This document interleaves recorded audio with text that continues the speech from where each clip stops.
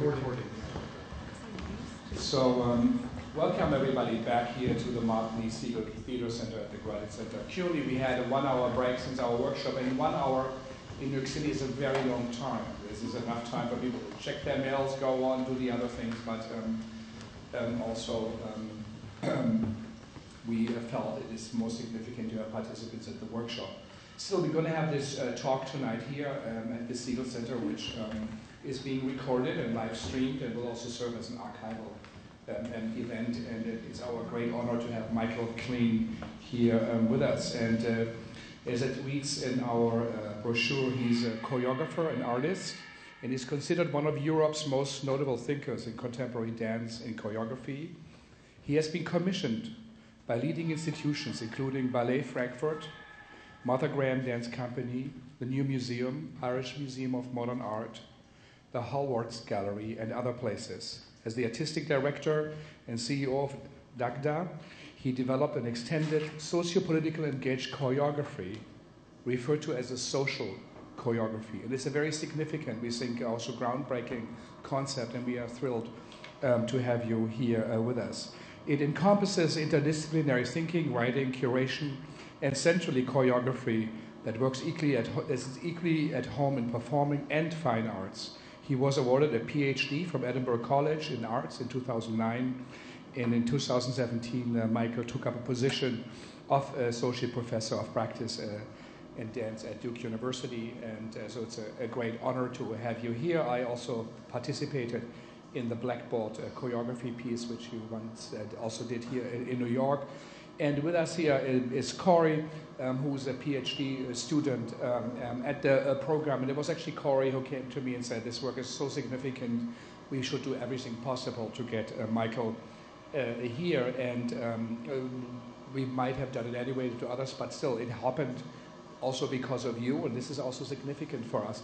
The Segal Center bridges academia and professional theater, international American theater, and the idea of dramaturgy, dance, it becomes more and more central.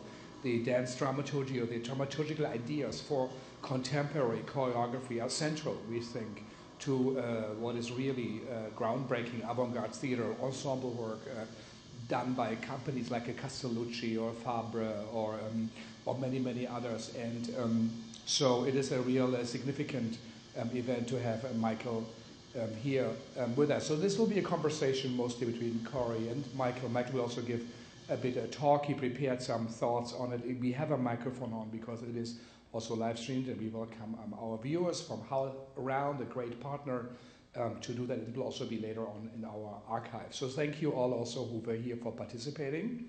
And maybe we'll start right away. So Michael, we said it's the first New York iteration, but you said a workshop happened before, and I'm going to give you my mic. No, it's okay.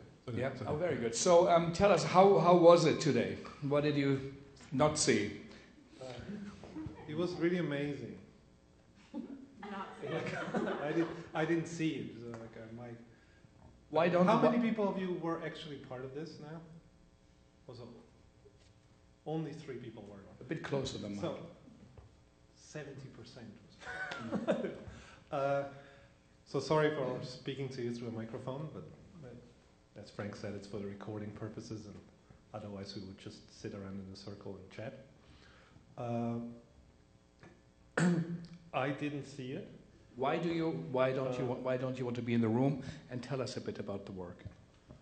Okay, well, Parliament started probably around 2012 or 11. My first thoughts around creating this work, and I moved to Greece at that time during the really height of the crisis, of the economic crisis, and when you really felt like that a wound was breaking open and it became very fragile, the social fabric, as it still is, but at that point it was like this breaking open of the wound, which was very strange to witness and be part of it as well in some way. And I was kind of trying to think how to respond to that. I embedded myself in a lot of protests that you saw on television with it being tear gassed, and without really knowing, because I don't speak Greek, what's going on. I just do kind of get a sense of the situation. And I thought, what can be done? And I felt like there was so much finger pointing. Like everybody in Greece knew who to blame. Like the lawyers blamed the judges blamed the politicians blamed Europe. And if you would make a diagram, it was just one big blame game. And what I thought is the whole perception of our own self being in the world is so wrong and it's so problematic, and we just ignore that we have no way, no understanding of being sustainably in the world as Zizek says, we have no way of imagining the end of capitalism, like what comes after. There's no way of imagining these things because we don't experience other forms of, and we're so baked out of this system. We've been so growing, it's our system, it's what we have collectively created, and now individually we hate it. But we have no idea and no vision of how to get out of it, because the thinking that is available to us is from this certain, goes through that modality that created the system. So, and I've always been interested in systems. I mean, my PhD is this kind of cybernetic systems theory, the philosophy of systems theory meeting choreography. And then I started, just by I taught a lot around that time, guest professor at various different universities, and I just tried out different scores, and over about 3 years I honed them in and got them more and more precise, and then did one work, not this work, on a rooftop on a Greek island, which was Parliament. The first time there was really Parliament on a rooftop, and there's a really beautiful video documentation of this as well. And after that, I put it in the Pinaki Museum, which is one of the major museums in Athens, for 2 weeks. And then it started to kind of have a life until the first time. And then here in New York, I did it as a private thing for the Martha Graham Company. And it was videoed off by Gideon Koppel, who's like a fantastic documentary filmmaker, British filmmaker, very highly esteemed. But we never had the money to actually edit it, so it just lies in a hard disk in my drawer. And then it went to the National Museum. When I went to Duke, I brought it kind of as my introduction to Duke, to bring as many different professors and students to the table to experience that. And so it ran for a week at the National Museum, which was very satisfactory, I think, like in the sense of arriving and getting into serious discussions with a lot of different faculty from different fields of knowledge, and introducing this kind of thinking in a different way. What's the video that's playing behind us now? This is not Parliament, This is right? not Parliament, no. But I really like it, and I don't show it very often because it's not you can't access it usually, and I actually thought, what should I show? And this is a good work to show. It's called Jerusalem, and it's again a choreography for Greece. It's called Choreography for Greece as well, the subtitle. And it's really made for the Athens Festival. It was a commission by the Athens Festival, where I worked with 18, I think, predominantly non-dancers that were curated from all over. They were really carefully curated in terms of, we wanted a very diverse population in terms of socioeconomic background that reflected Greece in some way, and then put them towards an ecstatic kind of situation, and design or choreograph, provide a ritual to really flatten social structure. And it was surprisingly successful in the sense that it turned into this kind of strange love fest. Like everybody who took part kind of fell in love with each other. And it was this complete diverse body of people, and observe them as an audience member falling in love, and it just didn't matter who's who and what. You know, the identities just were erased in front of you, and it was very powerful to watch. So a lot of the audience was really in tears, and it was just an emotional, strange thing. And also, it was totally porous, so audience members could join the situation. There was no defined, clear-cut instructions, and kids would join. People with special needs would join. Some people with special needs were also officially in the cast. And it was similar to Parliament. The whole thing was 3 days of rehearsals and then 3 days of performances. So a very, very fast process. And it wouldn't work if it's a slow process. Yeah. Like this particular work needs this familiarity with each other. It needs this awkwardness, it needs this strangeness still, and this freshness. It does something. So it can't be faster. It can't be slower. Other work is, I work very long periods of time. And it was produced right after Parliament. So there's a strange, invisible link between these two works. And I always think maybe that because they're both done in Greece at a certain particular time. So they have something in common. I wonder, could you talk about social choreography sort of more broadly? I don't know if that is something that, I mean, when I first met you, that was the first time, and first got to know your work, that was the first time that I encountered social choreography as an idea. And I remember the conversations we had then, it was a couple of years ago, three years ago or so. You were struggling still with what social choreography is or could be. Oh, I'm still that may struggling. be a direct quote. I'm still struggling. I mean, if I get like 2 hours to talk about social choreography, it's a lot easier than if I get like 2 minutes to figure out what it is. So, I equally think that speaks to the beauty that it's still an emerging field, that we haven't found the language fully for it, that we are still grappling, that we have a lot of prototypes and actually a lot of work that we have already realized, not just from pieces in terms of artwork, but actually in institutional interventions and institutional work, in building up kind of semi-utopian institutions and running them over years. But how do I even start? What I think social choreography is, it recognizes the fact that we are deeply embodied, and most of our life is happening on an unconscious level, and that our way we understand our embodiment, like how we make conscious our embodiment, and the maps we draw out of that, of our environment, directly determines the institutions and the nations and the interactions we build.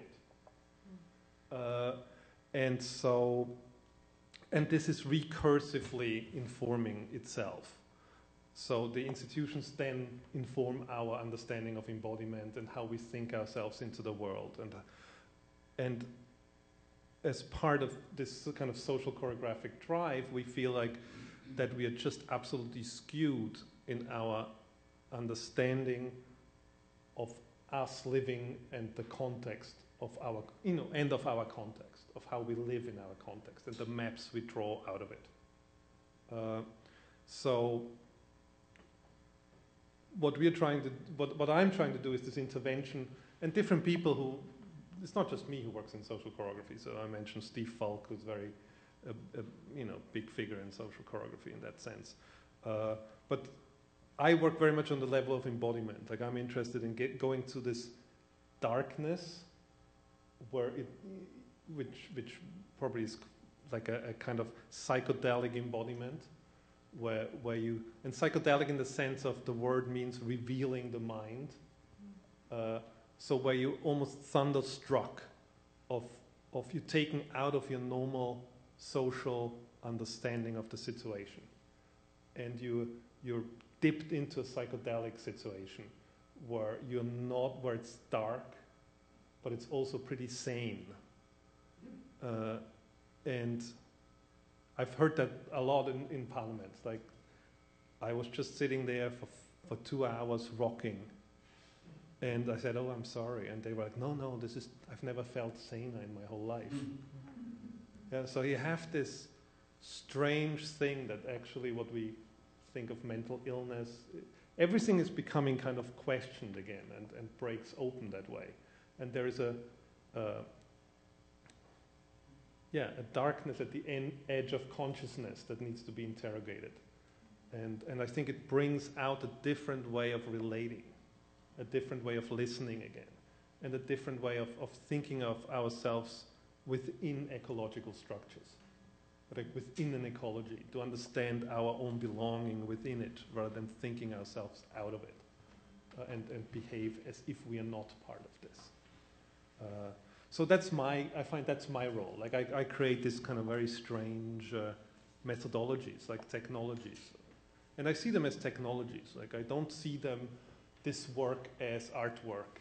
I of course do, because I have a career as an artist. But in a way I also don't. Like I'm super happy if communities take it up, this work, to do their work. And to really, like in ancient Greek, in ancient Greece, you had to go to the theater as a good citizen. This was part of citizen education. It wasn't optional. You had to go weekly to the theater, and I like this notion of thinking this is an act of citizenship to do parliaments, to engage yourself in these kind of situations. It should be an active part of citizenship. So that's mine. And then and Steve would work very much on an institutional level. I just want to add that. Like he just goes and gets institutions to dance and gets them into a psychedelic state of panic.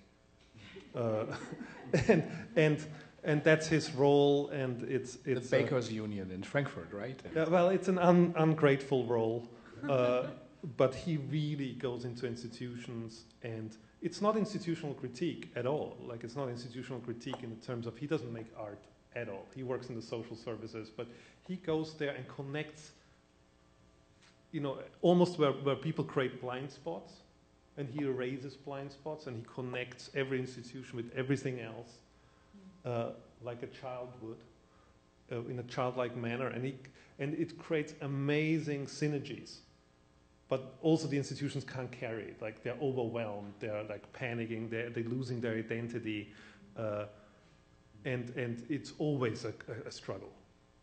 But it's a life-giving struggle, because it bursts something, and the institution doesn't even know they do social choreography at the end, but they're proud of that baby that they birthed. So, Have you read Emergent Strategy, or do you know Emergent Strategy? The book. I've just been because I read it for the first time pretty recently, and have been thinking about it a lot in the context of social choreography, and both of these sort of levels, the level that you're talking about, the level of embodiment that you work on, and the institutional level that Steve works on, because it's actually a book that's really big in activist circles right now. The author's name is Adrienne Marie Brown, but the argument is that that we need to, in order to really create large level change, we need to embody that change and enact that change, or enact the vision we want to see at even the smallest micro level. So in one-to-one relationships, and then within smaller, within like activist organizations, and then sort of scaling up from there. But it's also very explicitly taking an ecological and sort of systems-based metaphor as the impetus for doing it. It makes complete sense. I mean, my early work, even before, when I go right back when I was still working in contemporary ballet, I was really concerned with modeling emergence. Like modeling, using mathematical models of how to model emergence behavior amongst different agents, which are the dancers. I just gone away from a more kind of Western view, in a way traditional scientific view maybe, of modeling. things and go more into an experiential, lived, embodied view and approach, which suits me a lot better, and I feel more comfortable in that. Something you were saying before was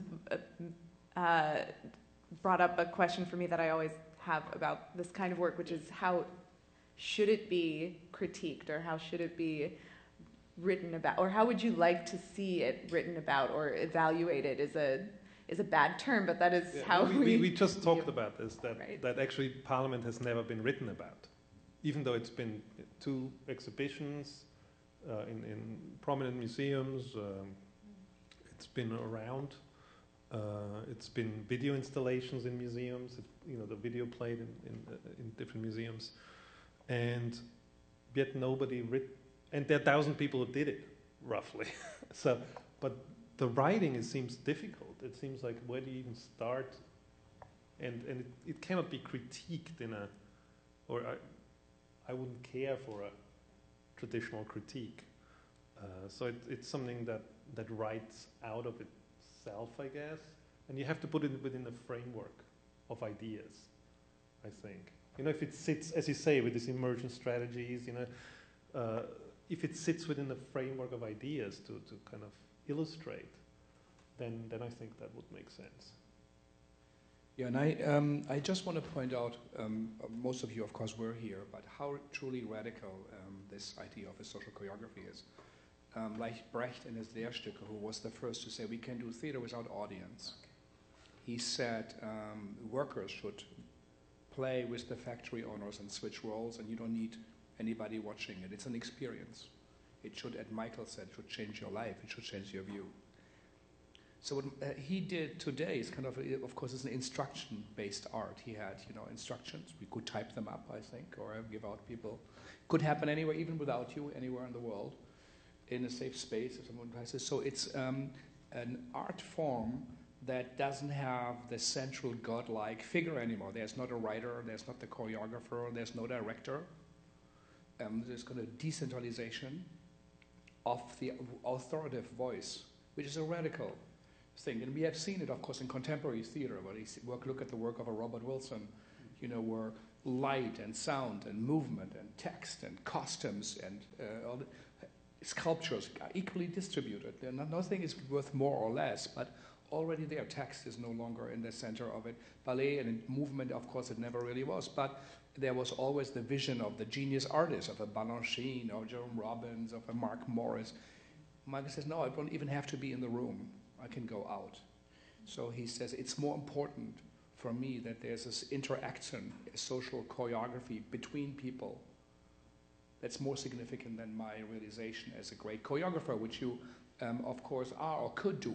So it's a radical reinterpretation of what dance is about, choreography is about. It's a democratization. There could be professional great dancers from the company, the Graham Company, but also someone who walks in from the street and they have something to say to each other. They experience an atmosphere, what you talk about. So there's something which is very hard to communicate or write about or to do, because normally as a spectator you're supposed to be in the seat and applaud brilliant people who are experts in what they're doing. Here you are asked to be in the room and participate however you want. Do something or nothing, you can touch someone or not, it's up to you.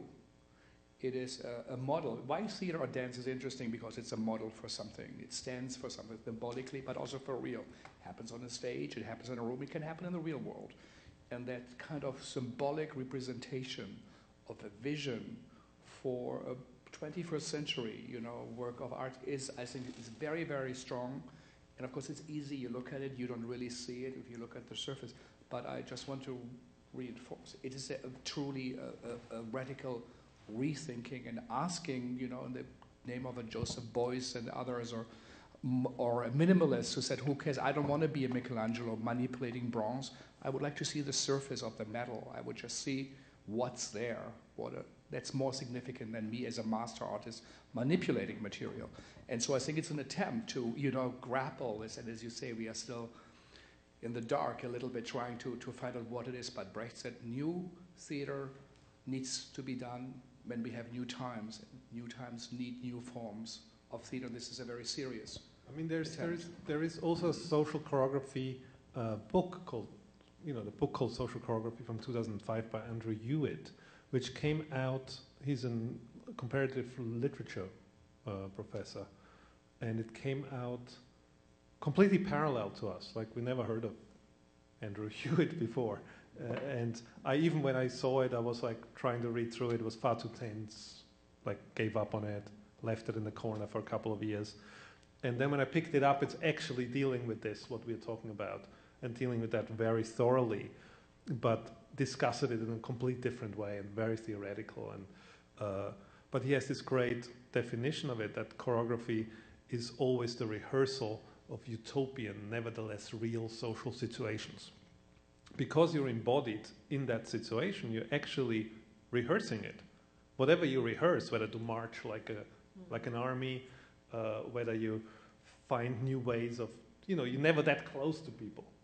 You're never all over people. So you're rehearsing a kind of new way of being in the world with other people that you just otherwise wouldn't do. So yes, it's sort of utopian, but it's also real. And I feel that rather than just having that as a side note on choreography, I feel like this is a pretty important realization. And it should become much more the center of choreography, in my view, especially in my practice. Like this notion of how do we bring that, because can really go to work in the world, these strategies, these new rehearsals of utopian social structures, where we can actually plan for a new kind of imagination, where we can cultivate a new kind of imagination. As you said, we can't imagine what comes next, so we have to find ways to get our awareness to expand upon the imagination. Yeah, there's something really, really deeply different to me about this work than a lot of the participatory, quote unquote, participatory artwork that I see and theater work that I see. Yeah, and I don't know. I'm curious what you think about participatory work in general, because there's something being inside of this feels. I go to see a lot of participatory stuff. I'm personally deeply. I'm very awkward in participatory thing. I hate it. Like, I can't do it. I can't deal with it. Like, it freaks me out, and I'm probably shy or introvert about this kind of thing. And whenever somebody wants to come and touch me, it's like, really?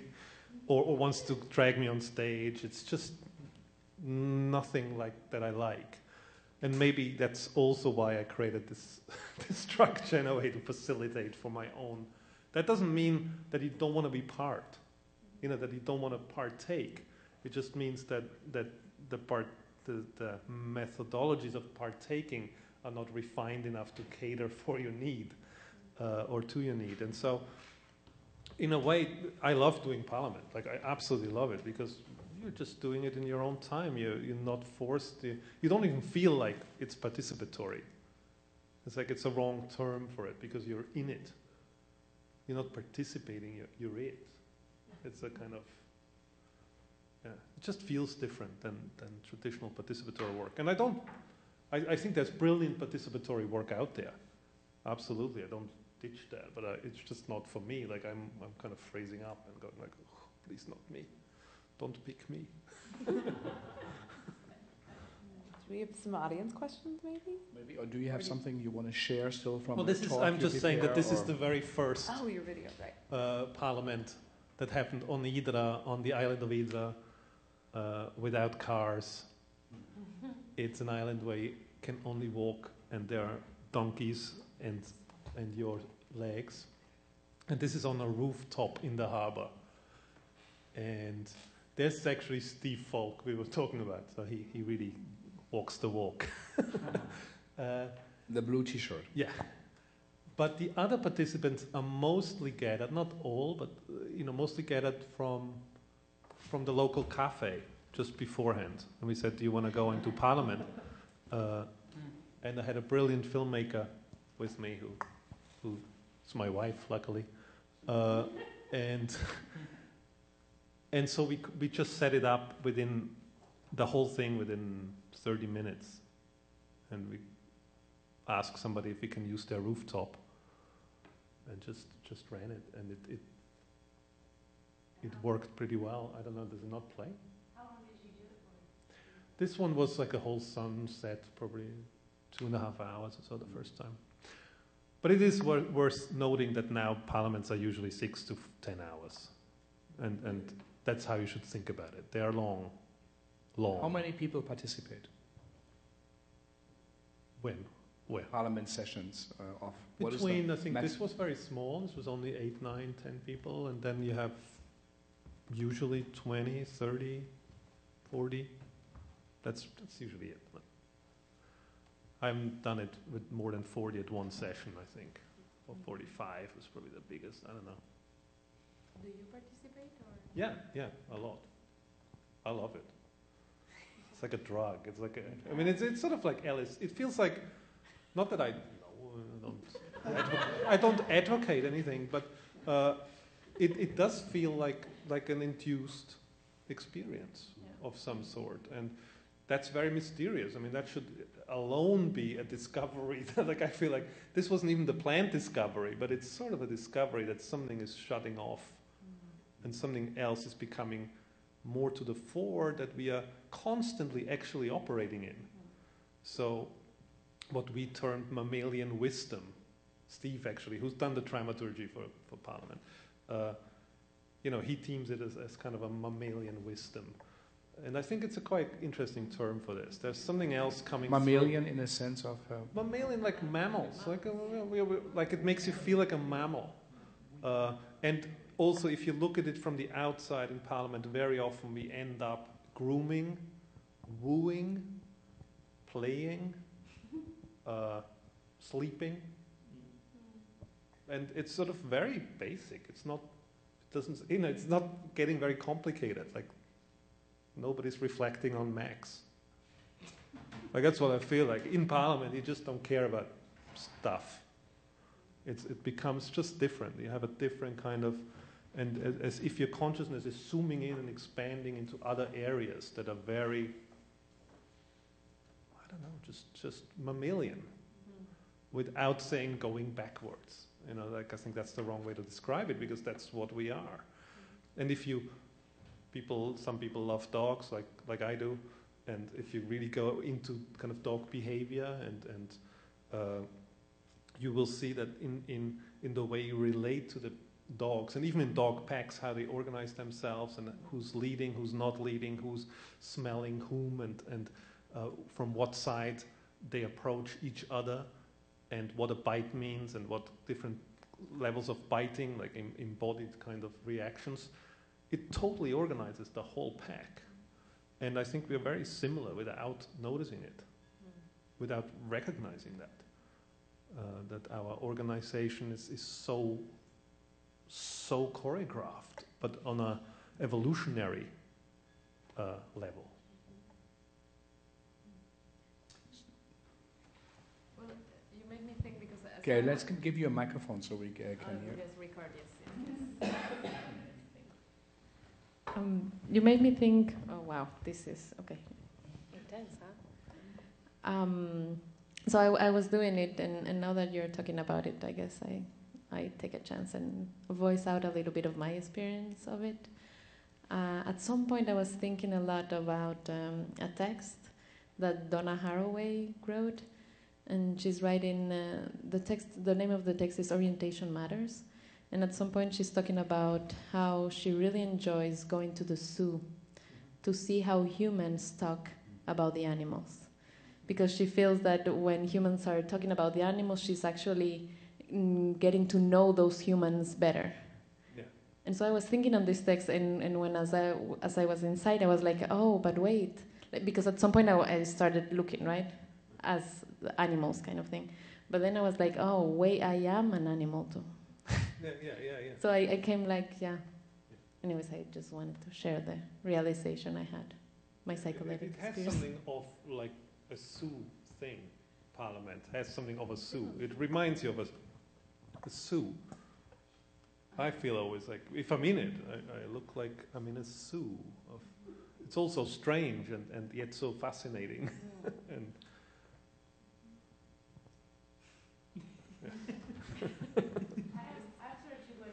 Let's have the microphone. One is, do you always tell that story about Henry James and? yes. That's always there? Exactly the same way. Okay. And the second one is a different question, but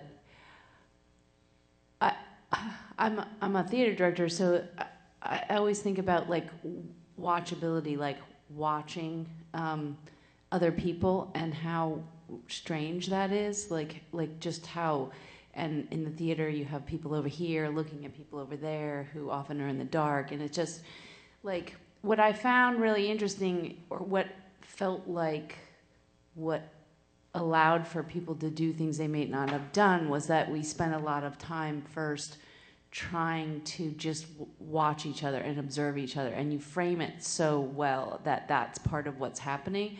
Is that I felt like when people like got close to people, it was earned in some way because we were training ourselves or undoing a lot of things about it's okay to see other people and to be seen. And I think that articulation of observing yourself, observe other people, and it just made me think about like, and then it becomes really great to be able to watch everybody in this free way, and then you're like, oh, just the sort of the way people carry themselves, they suddenly felt comfortable just kind of like being seen.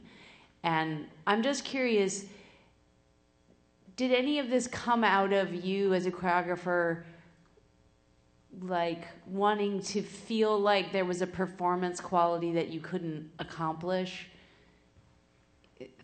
That's an interesting question.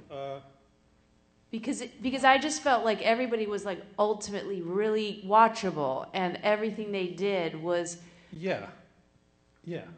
I mean, I think my work, also if it's not Parliament, I'm working with a mixture between very professional dancers and non-dancers, and I always try to get them to that state where it becomes endlessly watchable.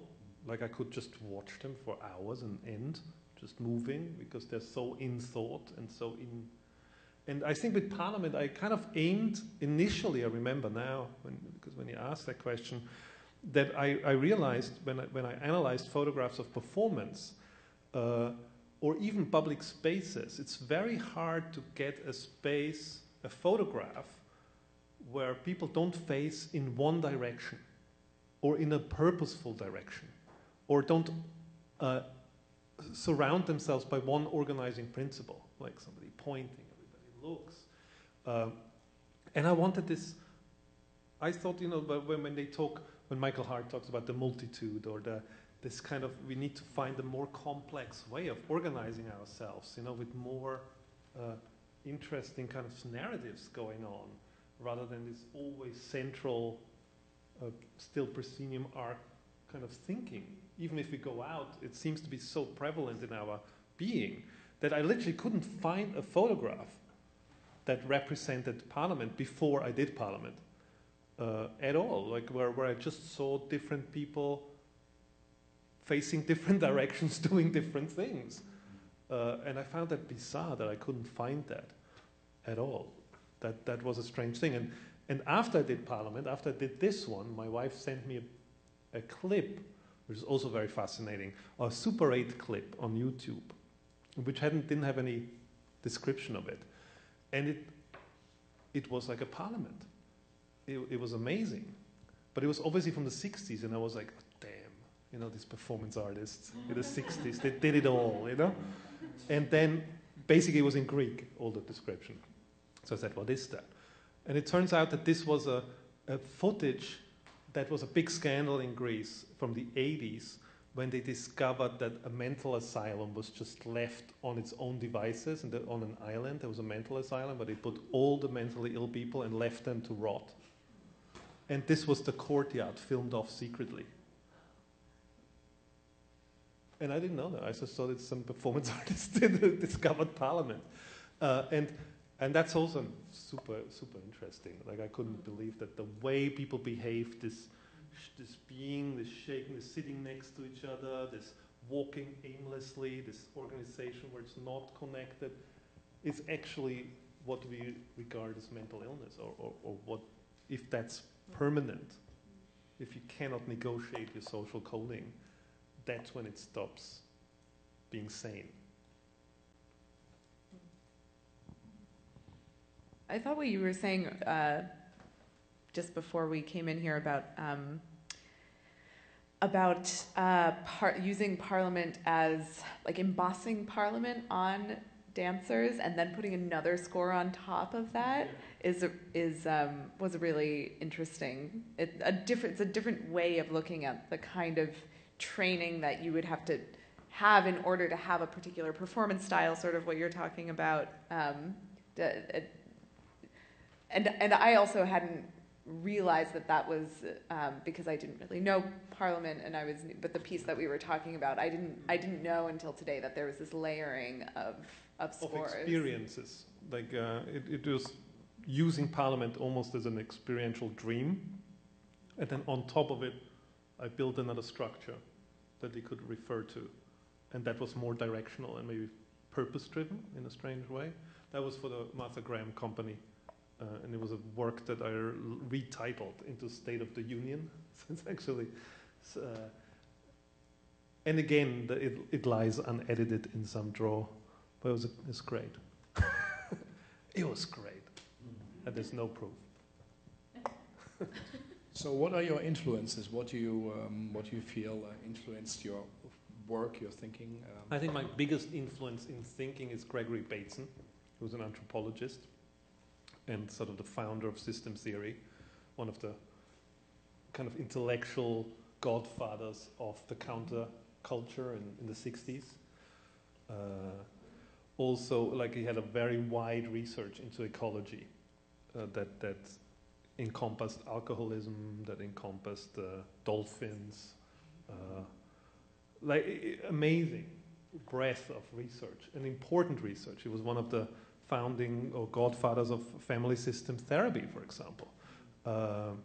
And because he understood systems, and he thought about systems very deeply, and he didn't think that it was limited to any one organism or any one, but species, but he thought it was the way the living interacts with the non-living, or whatever the non-living is, that there is actually processes at play and interplay. So this notion, the pattern that connects, and relations, much before relational art was a thing.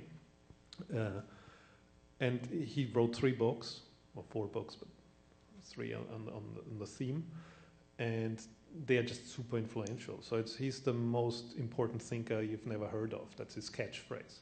Like, I'm a fan. Like, I'm a deep fan of, and for example, 10,000 Plateaus took the notion of plateaus from Gregory Bateson. So he's very influential amongst a kind of intellectual writers, but he's not known.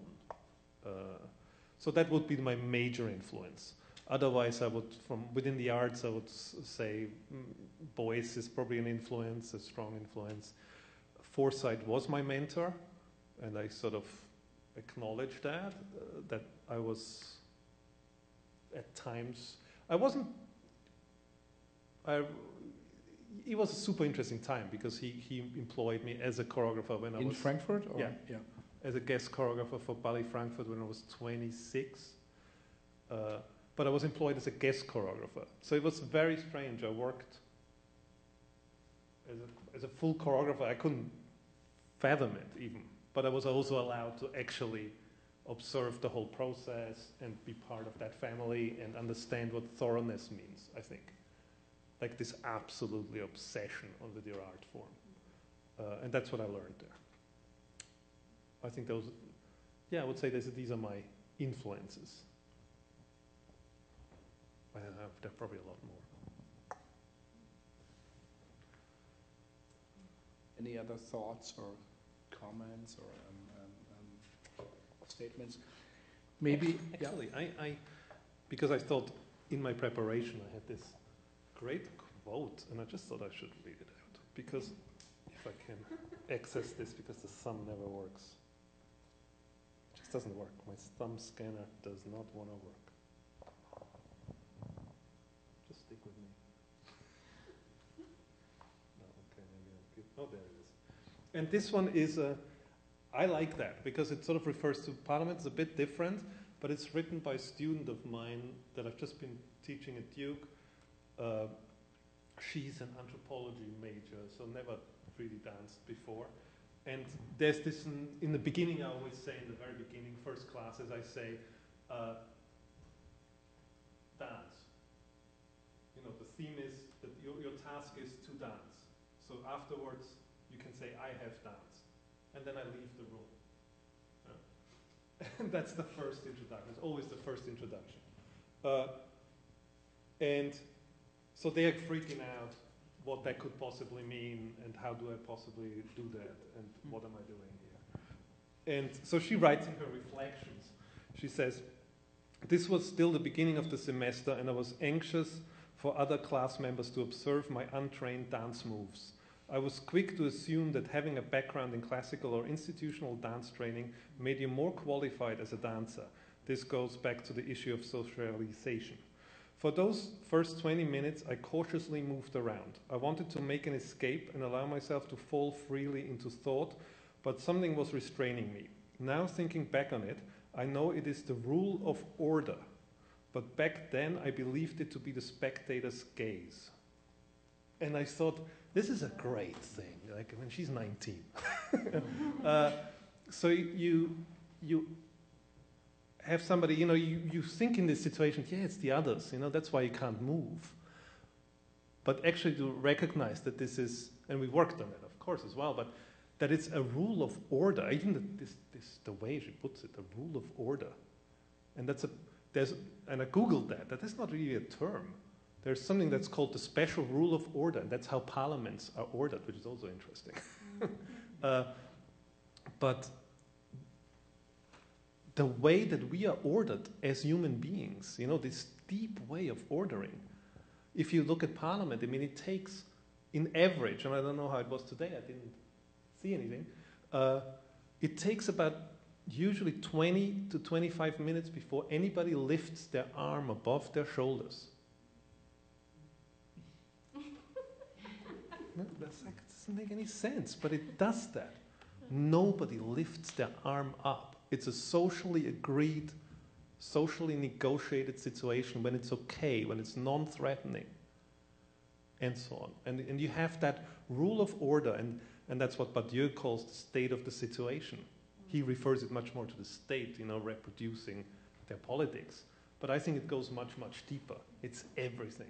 It's not just evolutionary, it's the whole kind of a shebang of living and its history that is placed in us. And this rule of order is like, how do you deal with that rule of order? And how do you subvert it? So I think, you know, I would like to name that discussion about the rule of order. And thanks to Michelle for coming up with that. Yeah. And I think we are almost at night time, so this is fading out here. Well, maybe then we have come a bit to the end of the evening, and you're going to be around here, and, you know, maybe you have additional questions. I just want to point out one thing, and I want you all to also keep it in mind, like the great American artist Man Ray was a landscape painter. He started out in Ridgewood, New Jersey, and I once went to an exhibition. I couldn't believe their most gorgeous paintings. But Man Ray, at his time, said, I can't represent contemporary world. The invention of the cars, the airplane, the gramophone, the movie theater, and all that. They said, it's no longer possible to pretend I can just be a landscape painter. And he went, moved away, did solarization, did new work, all his abstract paintings. I think in a way Michael's work, who you might not know, Ballet Frankfurt or Forsyth, they were a major force in the international ballet. They was the greatest, most innovative, forceful dance company you could see in Germany. And I saw them. That was shocking what this guy did, who came from this. So Michael worked with them. So what he does here is not that he says, oh, I'm somewhere in the downtown loft and we experiment some things and we do here or there. No, it is a conscious decision by a working artist, by a working choreographer to say, if I do choreography, if I do dance, if I engage in this kind of socially engaged art, however we call it, it's a decision as an artist, as a way of thinking, and also as a comment, what we all have to do, what for him, in his mind, is the most significant, most important, most urgent way to engage. And I think it's a great undertaking, and it will maybe take some time. You know, artists often anticipate a future, you know, as Rancière said, and because you're closer to that, we are not there yet. But I think it's really a most fascinating, interesting way to think new about things. And so we would like to thank you for coming here, flying over, share it. Thanks for Cory to thank you, Cory, put us out and put us in, and for you all to participate and also stay till 9:30 on a cold December day in New York. So thank you all for coming. And maybe it's the last thing, what are your future projects? Are you working on something we should know? I'm working, no. No, I mean, the two big projects that I was working on just collapsed over the summer, which I'm sort What were the projects? One was a big social choreographic project with American Ballet Theatre. And one was a big exhibition for 3 months at the National Museum in North Carolina. And both just didn't happen for different ways. Like, I actually walked away from ABT. But that's okay. You know, I feel like it's okay. Like, I have loads of challenges in terms of creating a new MFA program at Duke, which is super interesting. And also developing, like, we're just launching for next in spring, a working group around social choreography at Duke, at the Humanities Lab, as part of Michael Hart's Social Movement Lab, which hopefully will grow into its own lab next year. So there is some real, and that's super exciting for me. Like, I can do all these kind of technologies, we can just try them out. And I'm not so worried about museum representation at the moment. Like, I feel like, yeah, whatever, will come. Well, great that you put Duke on the map in the dance world. So congratulations again. Thank you all for coming.